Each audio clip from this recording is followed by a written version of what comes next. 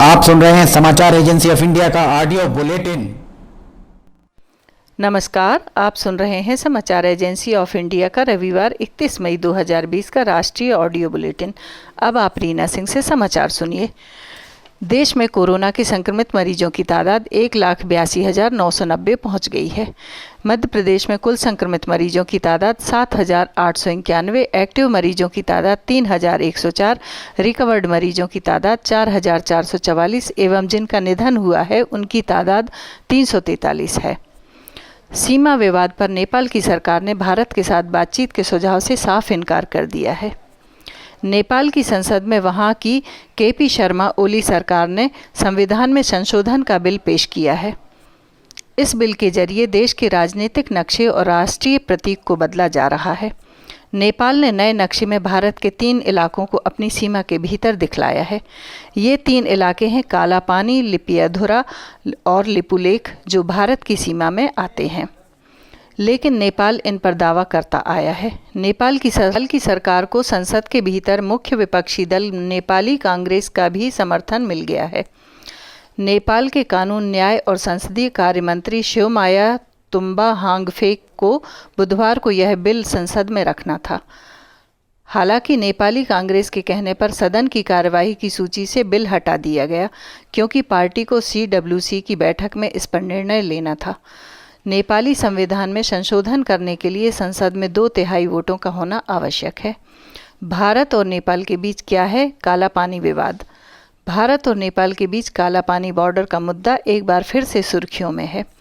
नेपाल इस मुद्दे पर भारत से बात करना चाहता है। नेपाल का कहना है कि आपसी रिश्तों में दरार पड़ने से रोकने के लिए काला पानी मुद्दे को सुलझाना अब बहुत ज़रूरी है।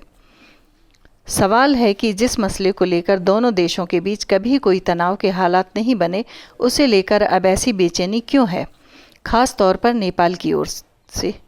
क्या है काला पानी का ये पूरा मसला, और नेपाल में क्यों ये बन गया है एक बड़ा मुद्दा? अपने नए नक्शे में नेपाल ने कुल 395 वर्ग किलोमीटर के इलाके को शामिल किया है। इसमें लिपियाधुरा, लिपुलेख और काला पानी के अलावा गुंजी, नाभी और कुटी गांव को भी शामिल किया गया है। नेपाल ने काला पानी के कुल 60 वर्ग किलोमीटर के इलाके को अपना बताया है। इसमें लिपियाधुरा के 335 किलोमीटर के इलाके को जोड़ दें तो यह कुल 395 वर्ग किलोमीटर हो जाता है। इस तरह से नेपाल ने भारत के 395 वर्ग किलोमीटर के इलाके पर अपना दावा किया है। प्रधानमंत्री नरेंद्र मोदी ने कहा है कि कोविड-19 महामारी के बीच अब अर्थव्यवस्था का एक बड़ा हिस्सा खोल दिया गया है, लेकिन लोगों को अब ज़्यादा सचेत रहने की आवश्यकता है। उन्होंने कहा कि कोरोना के खिलाफ लड़ाई देशवासियों के अथक और सामूहिक प्रयासों का परिचायक है। देश के लोगों ने हर तरह से गंभीर चुनौतियों का सामना किया और कोरोना के संक्रमण को थामे रखा। यह बहुत ज़्यादा तेज़ी से पैर नहीं पसार सका।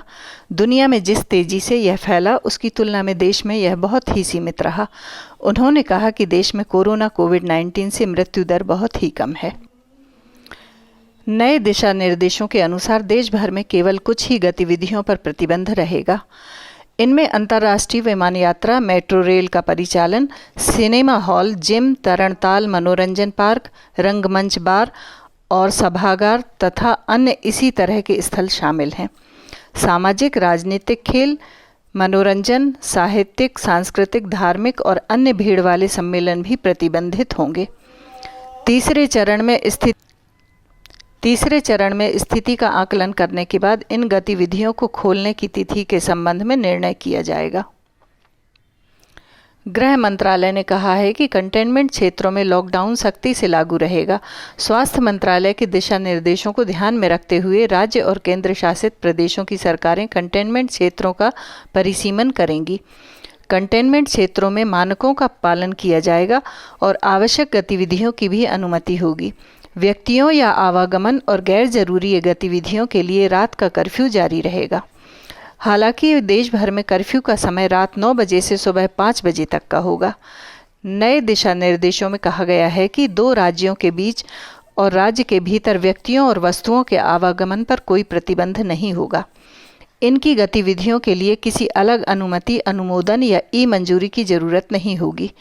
हालांकि अगर कोई राज्य या केंद्र शासित प्रदेश जन स्वास्थ्य के कारण अपनी स्थिति के अनुसार व्यक्तियों के आवागमन को विनियमित करता है तो उसे व्यापक स्तर पर अग्रिम रूप से इसका प्रचार और निर्धारित प्रक्रिया का पालन करना होगा।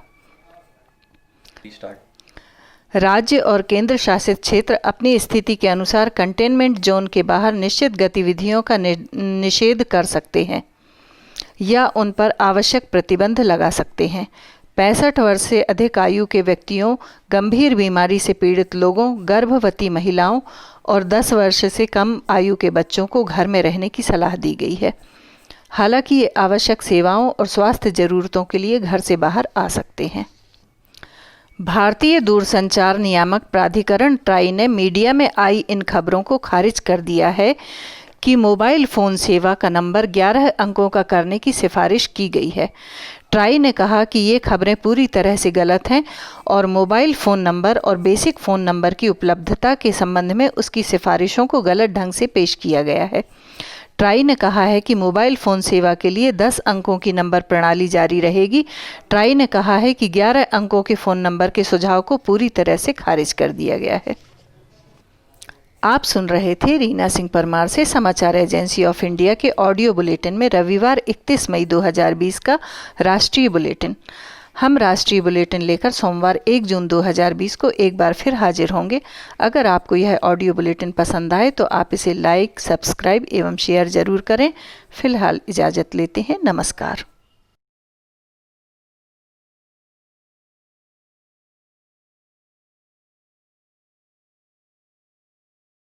आज हम आपको बताते हैं समाचार एजेंसी ऑफ इंडिया की चैनल को आप सब्सक्राइब कैसे करेंगे। सबसे पहले आप अपने मोबाइल पर ब्राउज़र को खोलिए या तो यूट्यूब को खोलिए। यूट्यूब आपके पास होगा।